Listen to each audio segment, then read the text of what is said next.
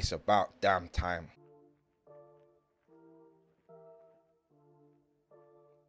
Hello everyone, welcome to the channel. Anyone who's been watching for a decent amount of time will know that I've been struggling to find a good Netflix film.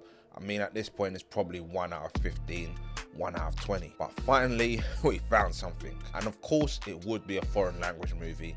Again, if you've been watching, you know that is my preference. More often than not, I'm going to find something that's significantly better than what Hollywood puts out. Let's get into it. This film is called Athena. This is about a young boy who's killed by police, and this is the third instance in a short period of time that police brutality has happened, and the residents are just saying, I've had enough, and start to riot. This has one of the best openings I've seen in a film this year. It begins with a press conference outside of a police station, and then the camera pans to someone who's in the crowd who lights a Molotov cocktail and throws it into the station, and that's when the madness ensues. The amazing thing about this is that it's shot in a way to look like one take, like Children of Men or 1917. It's more or less one tracking shot where the camera follows a character around for almost 11 minutes, where you see everything going on. It is a complete madness, and the way it was shot was beautiful. It was the definition of cinematic. You really do have to watch this to appreciate what I'm saying, as my words are not going to do it justice. Towards the end of the sequence, the camera's following the cars as they make their way back to their hood throughout the city, and it was so powerful. One word I could use to describe it was liberation. I really felt connected with the passion and the rage that these characters felt.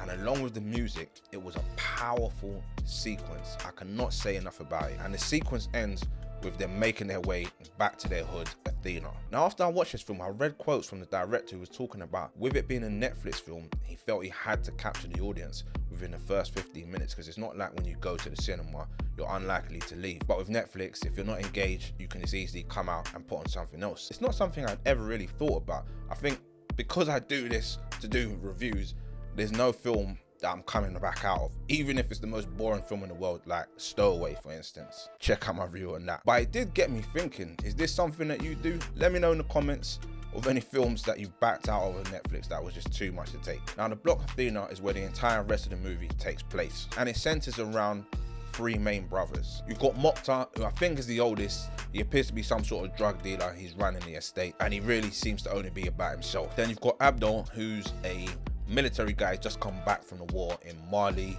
He's a decorated veteran. He's obviously conflicted about the situation. And then we've got Kareem, who's the youngest of the brothers, but he seems to be like the one who's leading everyone on the block. He's the one with the most passion. He's the one that gives the best performance in this film, hands down. His performance felt real.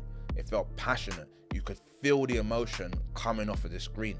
And he doesn't really say too much. It's just through his physical, facial expressions.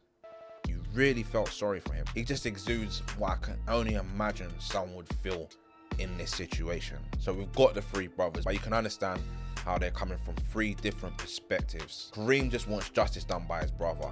Abdul has fought for the country, so he's conflicted.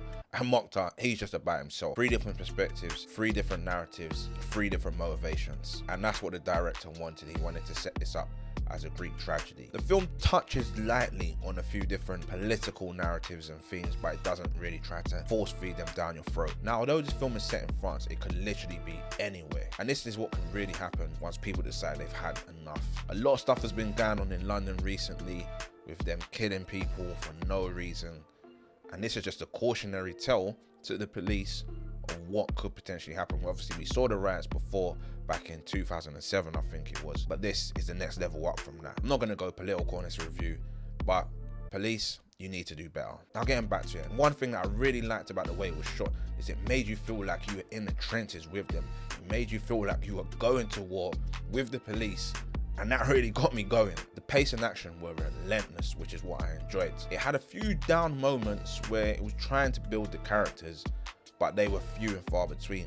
And I think that's the main issue with this film, is that it lacked a bit of character development. Take a film, say like The Raids. You kind of got a little bit of backstory about Rama, but it was mainly about the action sequences. Here, there is a lot of action, but because they're trying to develop a story between the three brothers, I would have appreciated a bit more backstory. It seems like the director didn't really want to come out of the Athena location, but I felt like they could have had more conversations to build out these characters, so we get even more of an understanding of the dynamic between the three. There was a character in this film called Sebastian, which seemed very random. His outcome is weird. I'm not really sure what they were going for there. If anyone has an idea, please let me know. Aside from those grabs, this movie was brilliant. Spectacularly shot, wonderfully paced, and beautifully composed. Honestly, the music has a whole nother depth to every single scene. Hats off to the composer.